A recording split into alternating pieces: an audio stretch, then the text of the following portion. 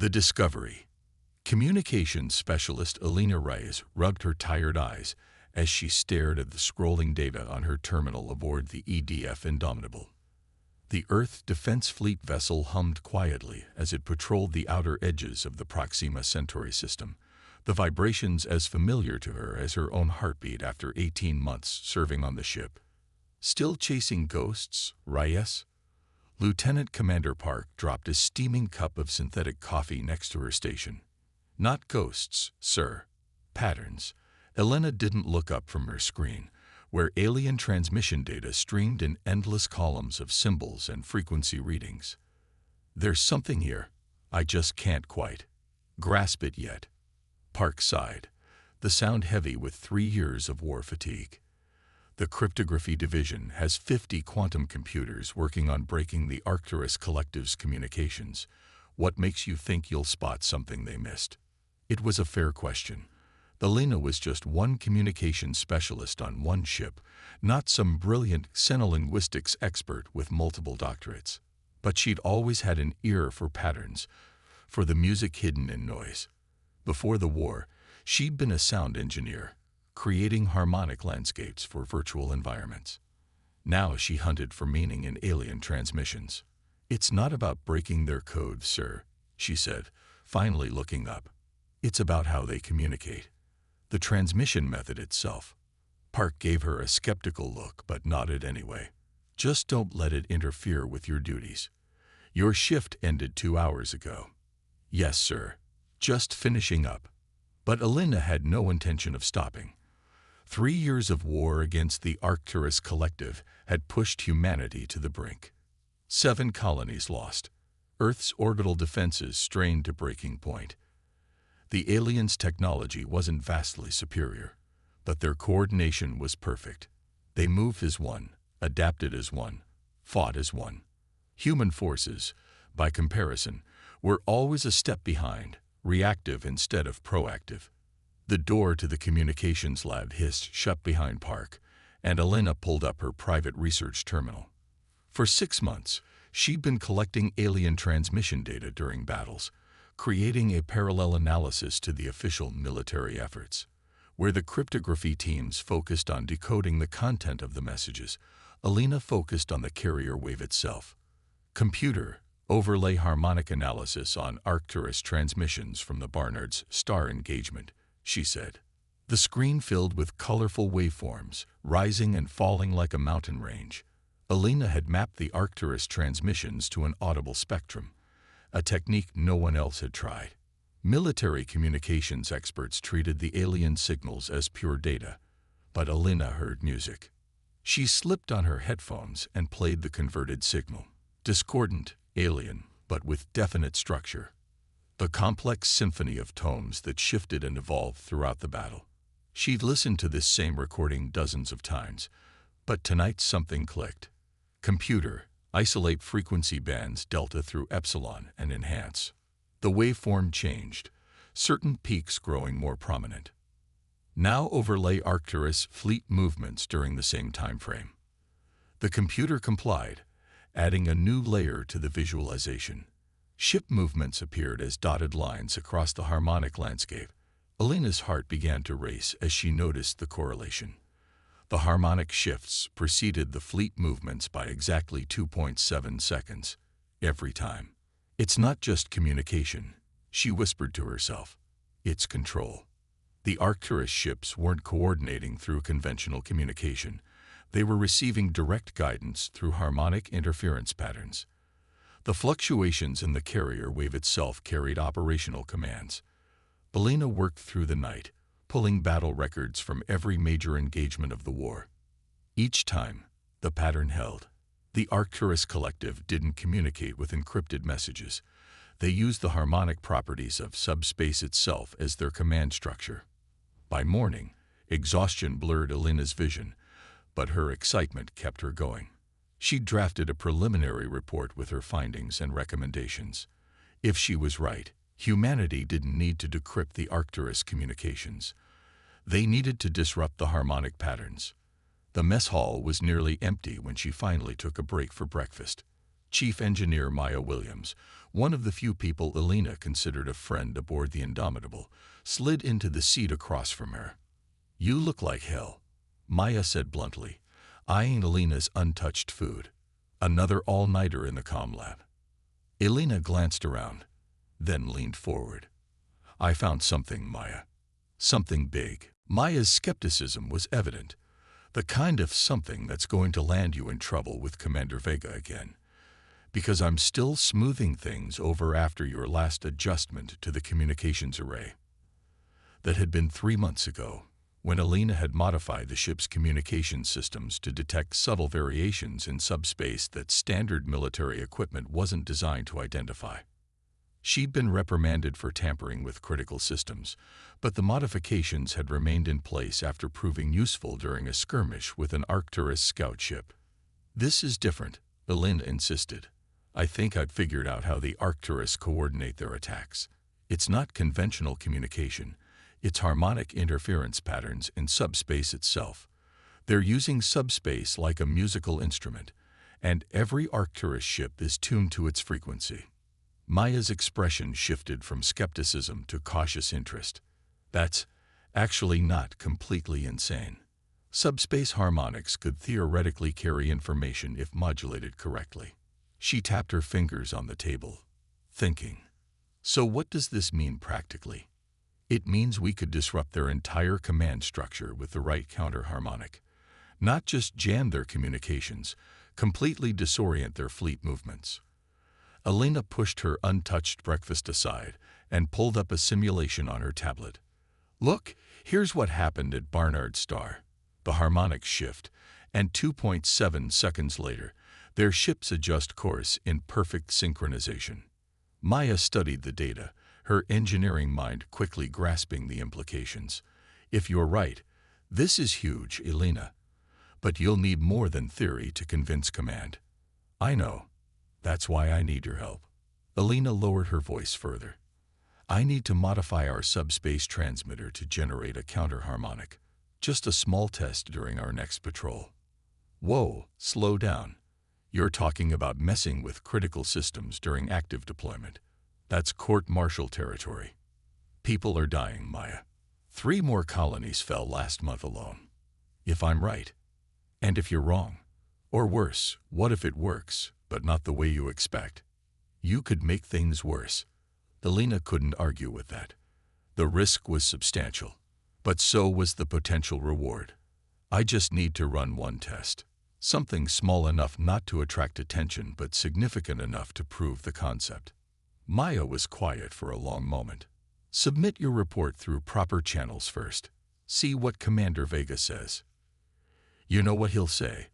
That it needs to be vetted by intelligence, analyzed by cryptography experts, tested in controlled conditions. By the time that happens, we could lose Earth itself. The ship's alert system shows that moment to sound, cutting their conversation short. All personnel to battle stations. Arcturus vessels detected entering the system. This is not a drill."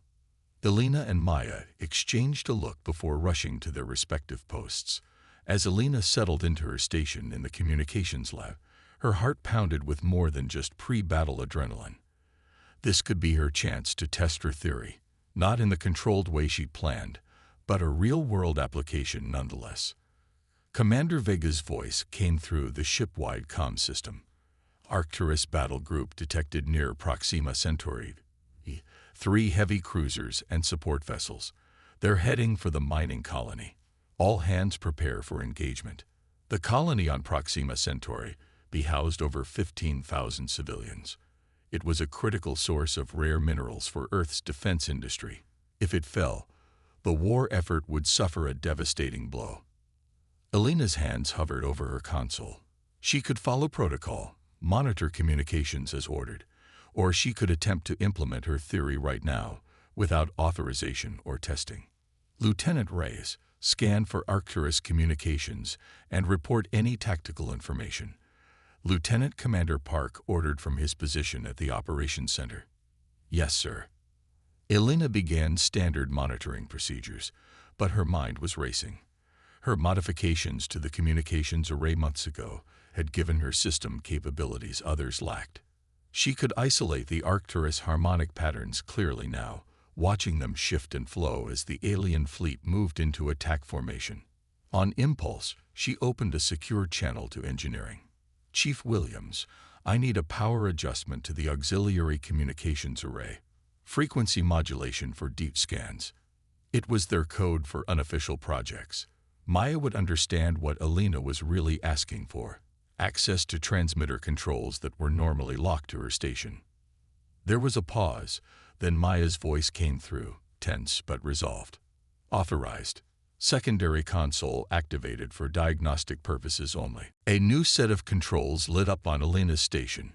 She now had partial access to the ship's transmitter systems, not enough to broadcast at full power, but enough for a targeted pulse.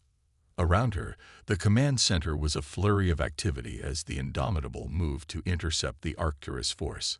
Alina knew she had minutes at most before the battle was fully joined.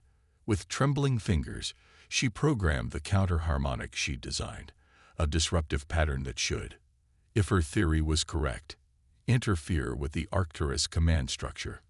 "All ships, attack pattern Delta," Commander Vega ordered. "Focus fire on the lead cruiser." It was now or never. As the human fleet engaged, Alina activated her program, sending a precisely modulated burst of subspace energy toward the Arcturus formation. The pulse was low power, unlikely to be detected as a weapon, but targeted directly at the harmonic frequency she'd identified. For 2.7 seconds, nothing happened. Then Alina watched in astonishment as the Arcturus fleet's perfect formation faltered. Two support ships collided, their movements suddenly uncoordinated. A cruiser that had been turning to bring weapons to bear on the human fleet continued its turn too far, exposing its vulnerable flank.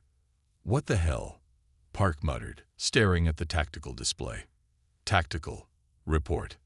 "Sir, the Arcturus ships appear to be experiencing some kind of navigation failure," the tactical officer replied. "Their formation is breaking down." Commander Vega didn't question their good fortune. "Press the advantage. All ships, concentrate fire on that exposed cruiser." The battle that should have been another grinding stalemate turned decisively in humanity's favor. The Arcturus ships, robbed of their perfect coordination, fought as individuals rather than a collective, and individually, they were no match for the experienced human captains. Alina watched, heart in her throat, as her unauthorized experiment changed the course of the battle. The Arcturus fleet was in disarray, taking heavy losses before finally retreating from the system. As the all-clear sounded, Alina knew two things with absolute certainty. She had just discovered humanity's first real advantage in this war, and she was about to face the consequences of acting without authorization. Lieutenant Commander Park was already looking at her station with suspicion. "Rise, what did you do during that engagement?" She straightened her shoulders, fear mixing with pride. "Sir, I think I just found a way to win this war. The gamble. Unauthorized modification of critical systems during combat. Insubordination. Reckless endangerment of this vessel and her crew." Commander Vega's voice was cold as he read the charges in his office. Alina stood at attention, her gaze fixed on a point just above his head. "Give me one reason why I shouldn't have you court-martialed right now, Specialist Reyes." "The Arcturus ships retreated, sir. The colony was saved. And if your little experiment had backfired, if you somehow provoked them into a more aggressive attack pattern, 15,000 civilians could have died because of your arrogance." Alina swallowed hard. She had considered that possibility, but the risk had seemed worth taking. "With respect, sir, we've lost every major engagement for the past year. Something had to change."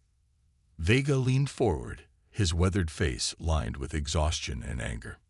"That wasn't your decision to make, Specialist. Chain of command exists for a reason. I submitted 3 reports through proper channels over the past month. They were all forwarded to Fleet Intelligence and buried." She met his eyes directly now. "How many more colonies do we lose while waiting for bureaucracy, sir?" A muscle twitched in Vega's jaw. Lieutenant Commander Park tells me your theory involves harmonics, some kind of subspace music. It's not as esoteric as it sounds, sir. The Arcturus use subspace harmonics as their command structure. Every ship is tuned to receive guidance through modulations in the carrier wave itself. When I transmitted the counter-harmonic, it disrupted their ability to coordinate. Vega studied her for a long moment. And you worked this out on your own, without access to intelligence resources. I have a background in acoustic engineering, sir.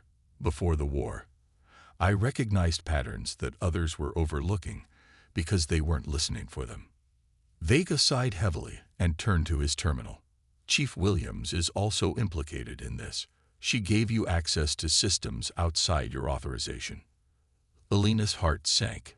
She hadn't wanted Maya to face consequences for helping her. Sir, Chief Williams didn't know exactly what I was planning. She thought I was running a diagnostic, save it, specialist. Vega cut her off with a raised hand. Williams is senior enough to know better. You both knowingly violated protocols. The office fell silent except for the soft hum of the ship's systems. Outside the viewport, the blue-tinged light of Proxima Centauri illuminated the darkness of space. Alina wondered if her naval career was ending at this moment, whether the victory she'd helped secure would be her first and last contribution to the war effort. After what seemed like an eternity, Vega spoke again. Admiral Chen is arriving in 6 hours to assess the situation at the colony. You and Williams will present your findings to her directly. If, and only if, she believes your theory has merit, further action on these charges will be deferred. Alina blinked in surprise. Thank you, sir. Don't thank me yet, specialist. Admiral Chen is not known for her patience with protocol violations, regardless of their outcome. Vega's stern expression softened almost imperceptibly. For what it's worth, that was quick thinking out there. Reckless, insubordinate, and potentially catastrophic, but also effective. Yes, sir. Dismissed. Prepare your presentation. Make it compelling. Alina left the commander's office with her mind racing. Admiral Chen was the commanding officer of the 7th Fleet, with direct authority over 5 battle groups in the Proxima Centauri sector. Her approval could elevate Alina's discovery from a one-time tactical advantage to a strategic game-changer. Maya was waiting outside the mess hall, her usual confidence dimmed by concern. How bad is it? We're presenting to Admiral Chen when she arrives. Alina ran a hand through her short, regulation-cut dark hair. Vega's putting the charges on hold pending her assessment. Maya let out a low whistle. Chen herself. That's either very good or very bad. I need to prepare a presentation that convinces one of Earth's most decorated admirals that the key to defeating the Arcturus Collective is subspace harmonics. When you put it that way, it sounds insane again. Maya managed a smile. Come on, let's use the engineering lab. Better equipment there, and Larson owes me a favor. He'll give us privacy. For the next 5 hours, they worked feverishly, compiling battle data, harmonic analyses, and the results from their impromptu experiment during the recent engagement. Alina focused on making the science accessible without oversimplifying it, while Maya developed a technical implementation plan for scaling up the counter-harmonic to affect larger enemy formations. The issue is range, Maya said, pointing to a simulation on her screen. Your test affected the Arcturus ships because they were relatively close together, and we caught them by surprise. But for this to work on a strategic level, we'd need to broadcast at much higher power and across multiple frequencies simultaneously. Alina nodded, fatigue making her eyes burn.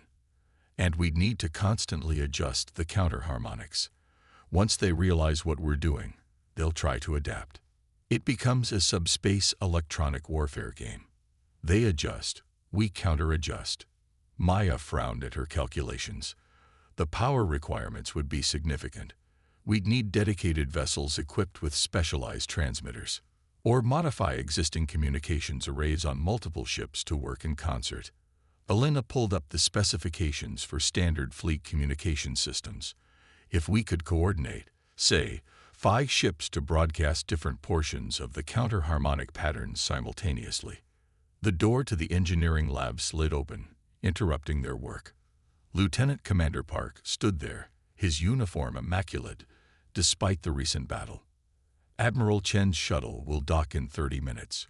Commander Vega wants you both in briefing room 3 immediately. His gaze fell on their work. I hope that's convincing for both your sakes. The walk to the briefing room was tense. Alina carried a data core containing their presentation, her stomach tight with nervous energy. This wasn't just about avoiding punishment anymore.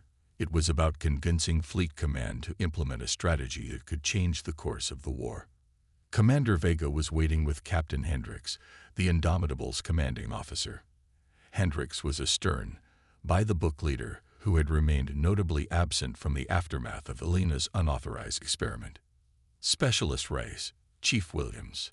Hendricks acknowledged them with a curt nod. I understand you took certain liberties with my ship's systems during the recent engagement. Yes, sir, they answered in unison. The results were impressive, he continued, surprising them both. Unorthodox methods aren't my preference, but I've reviewed the battle footage. The Arcturus ships moved like they were drunk. I've never seen anything like it in 3 years of war. Vega inserted the data core Alina had brought into the briefing room's central projector. Admiral Chen will want to see everything. Hold nothing back, but be concise. Her time is valuable. The next 20 minutes passed in a blur of preparation and last-minute adjustments. When Admiral Chen finally entered the room, the atmosphere shifted perceptibly. Chen was a compact woman with silver-streaked black hair and the measured movements of someone who wasted no energy on unnecessary motion. 4 staff officers followed her, each carrying tablets and looking thoroughly exhausted. Commander Vega, Captain Hendricks. Chen nodded to each. I understand we have a situation involving unauthorized tactical modifications that yielded unexpected results. Yes, Admiral. Specialist Reyes and Chief Williams have prepared a briefing on their findings and actions. Chen's sharp eyes fixed on Alina. You're the communications specialist who disrupted the Arcturus formation. Yes, Admiral. And you believe this action was necessary despite clear regulations against unauthorized modifications to critical systems during combat. Alina straightened her shoulders. I believe that the potential benefit outweighed the risk, Admiral. 3 years of conventional approaches have resulted in consistent losses for humanity. My background in acoustic engineering allowed me to identify patterns in Arcturus communications that suggested a vulnerability. Chen's expression remained neutral.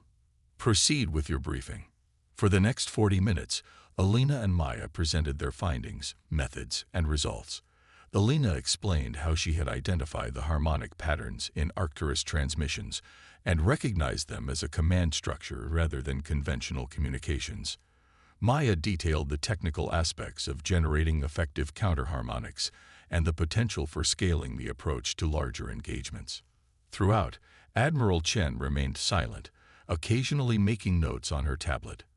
Her staff officers asked pointed technical questions, testing the limits of Alina's theory and Maya's engineering projections. Finally, Chen raised a hand, stopping Maya mid-explanation of power requirements for fleet-wide implementation. Your hypothesis is that the Arcturus operate as a collective consciousness through subspace harmonic resonance. Disrupting these harmonics essentially induces confusion in their forces, preventing coordinated action. Yes, Admiral, Alina confirmed. Their technological advantage has always been overstated. What made them formidable was their perfect coordination. Without it, they're vulnerable. Chen turned to Captain Hendricks. The battle records confirm a significant disruption in Arcturus ship movements following Specialist Reyes' transmission. Yes, Admiral. Their formation broke down completely. 2 support vessels collided, and their lead cruiser exposed its flank unnecessarily. Chen was quiet for a long moment, her fingers tapping rhythmically on the table. The room waited in tense silence. Intelligence has been trying to break Arcturus communication encryption for 3 years, she finally said. billions spent on quantum computing arrays and advanced cryptanalysis, and a communications specialist with a background in sound engineering identifies the fundamental flaw in our approach. A thin smile appeared on her face. Sometimes it takes an outsider's perspective. Elena felt her hopes rising cautiously. Then you believe our theory has merit, Admiral. The results speak for themselves. Chen leaned forward.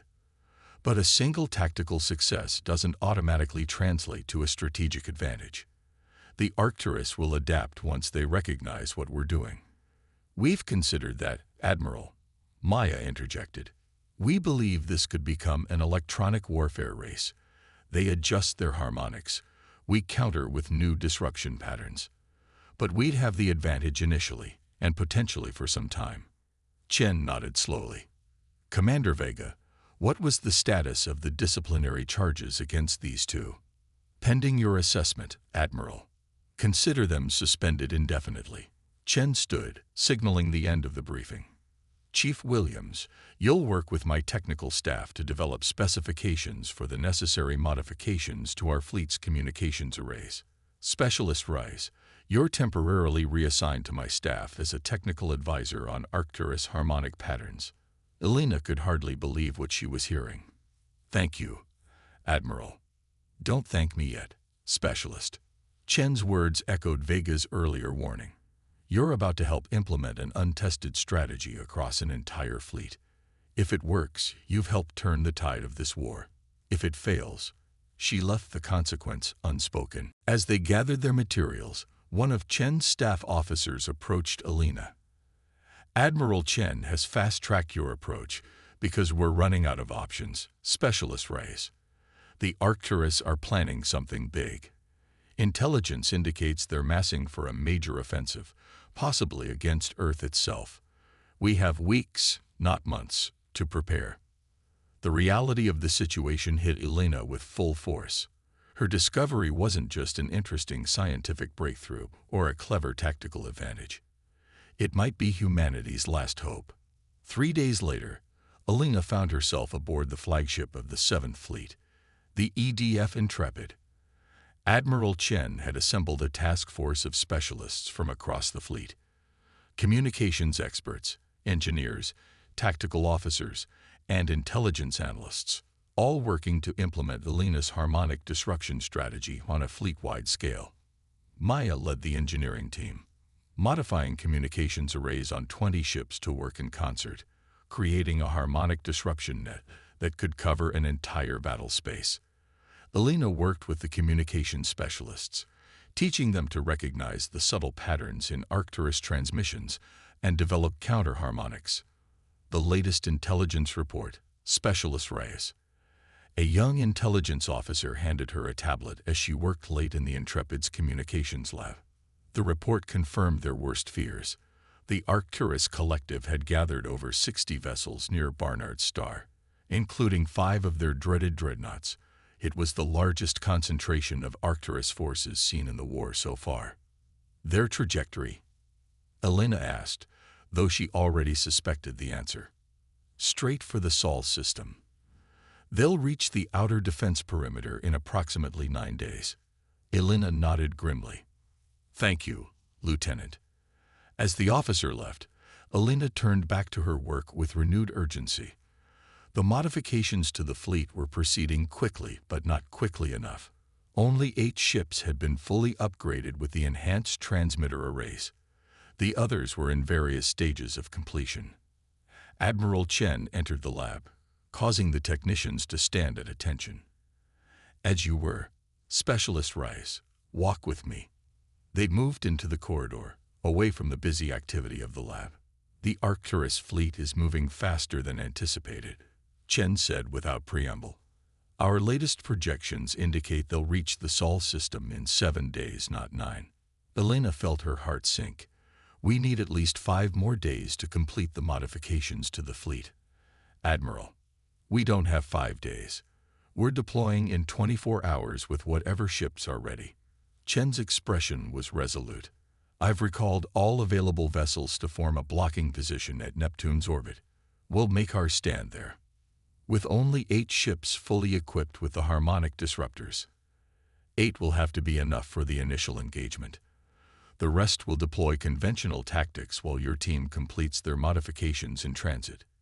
It was a desperate plan, borderline reckless. But Elena understood the stakes. If the Arcturus broke through to Earth, the war would effectively be over. "We'll be ready, Admiral." Chen studied her carefully. "You took a gamble on that first engagement, specialist. Risked your career, possibly the lives of your shipmates. Now we're all taking that same gamble on a much larger scale. The principle is sound, Admiral.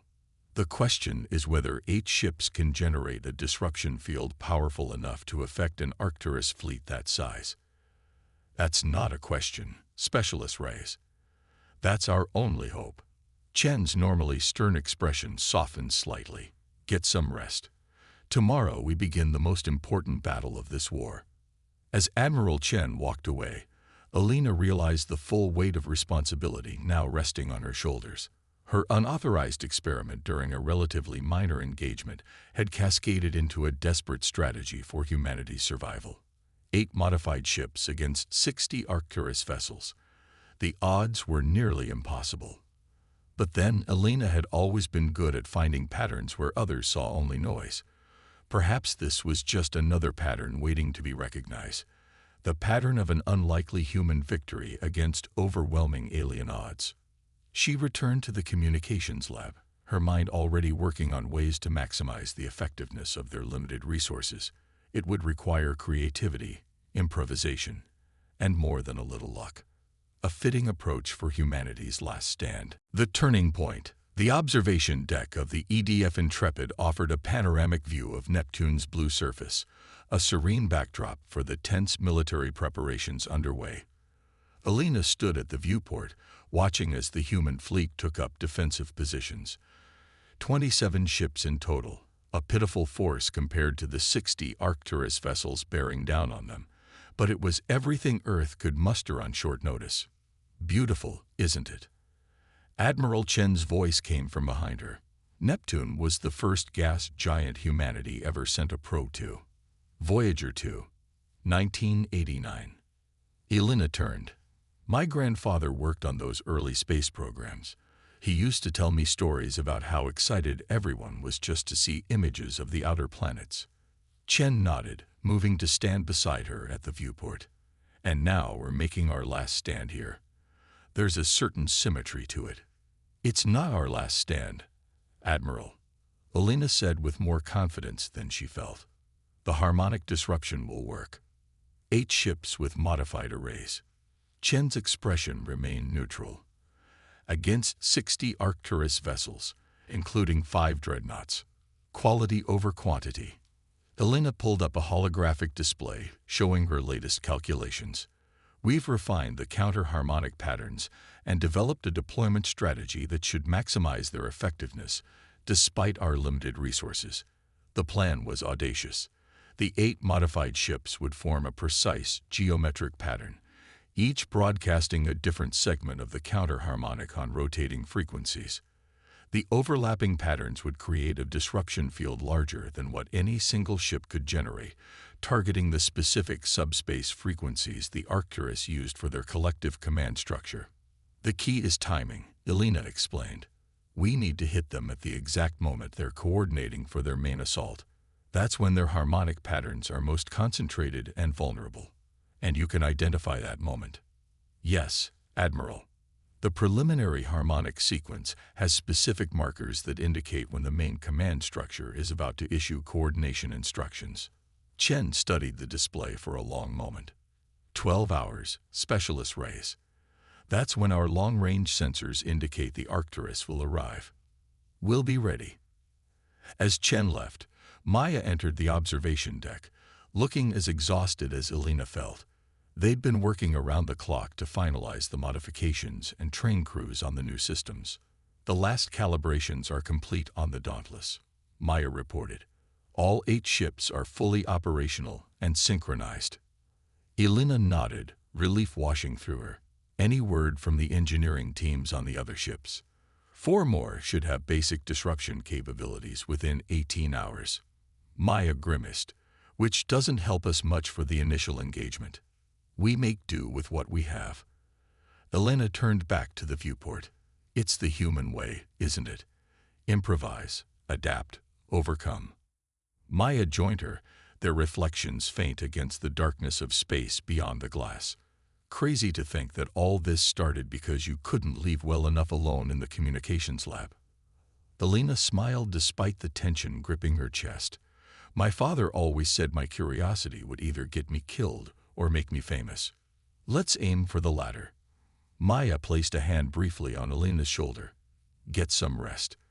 I'll wake you if anything changes. But rest wouldn't come. In her quarters aboard the Intrepid, Elena lay awake, her mind running through harmonic patterns and disruption sequences. The mathematics was sound, the theory tested in actual combat. Yet doubt crept in during the quiet hours. What if the Arcturus had already adapted to the disruption? What if the 8 ships couldn't generate a strong enough field? What if she'd led humanity into a false sense of hope just before its final defeat? Her tablet chimed, mercifully interrupting her spiraling thoughts. A message from Dr. Abrams, one of the xenolinguistics experts who had been analyzing Elena's harmonic data. Specialist Rays, review the attached. I believe I've identified something significant in the harmonic structure you isolated. It's not just a command and control system. It may be much more fundamental to their existence. Intrigued, Elena opened the attached files. Dr. Abrams had taken her harmonic analysis further, correlating it with everything known about Arcturus biology and social structure. His hypothesis was startling. The harmonics weren't merely a communications technology the Arcturus had developed. They were an evolutionary adaptation, an integral part of how their species functioned as a collective. They don't just use harmonics, Elena whispered to herself as she absorbed the implications. They are the harmonics. The realization both thrilled and disturbed her. If Abrams was right, the disruption wouldn't just interfere with the Arcturus ship's coordination. It would disrupt the aliens' collective consciousness itself, potentially causing psychological distress or even trauma. It was a weapon far more potent than she had originally conceived, and one with profound ethical implications. The alert sounded before she could fully process this new information. All hands to battle stations. Arcturus fleet detected entering the Neptune defense perimeter. ETA 40 minutes. This is not a drill. Elena hurried to the bridge, her mind racing. She needed to inform Admiral Chen about Abrams' findings, but there was no time for a full briefing. The bridge was a flurry of controlled chaos as officers moved with practiced efficiency to their stations. Specialist Rays, to the communications station. Chen ordered as soon as Elena appeared. Our long-range sensors have detected unusual activity in the approaching Arcturus fleet. They're broadcasting at higher power than we've ever recorded. Elena took her position at the modified communications console. The harmonic patterns flowing across her screen were indeed different, more complex, with overlapping frequencies that hadn't been present in previous encounters. They've adapted, she said, her heart sinking. They must have analyzed what happened at Proxima.